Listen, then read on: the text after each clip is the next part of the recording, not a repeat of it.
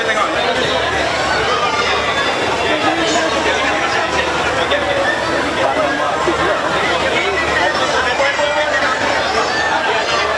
Tinjauan Datuk Seri, Datin Seri. Saya berasa amat gembira oleh kerana ramai pengunjung-pengunjung yang datang ke Maha ini untuk membawa anak-anak mereka.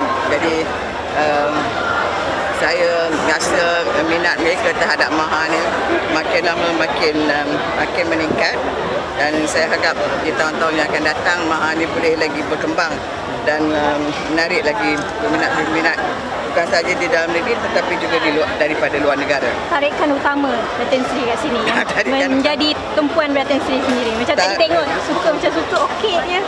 Tak, saya tertarik dengan the Castle of Fruits, di mana kita dapat melihat berbagai buah-buahan daripada Malaysia, dan saya rasa sekarang ni buah-buahan ini makin lama makin besar dan makin lama makin manis. Jadi standard ni makin lama makin meningkat, dan saya juga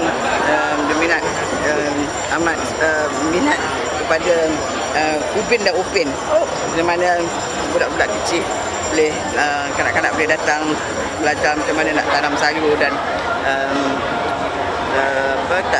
tangkap ikan dan lain-lain. Datin Seri satu lagi, Datin Seri dikatakan terlalu menonjol dalam memberikan kritikan-kritikan yang seksis. Bagi Datin Seri sendiri macam mana?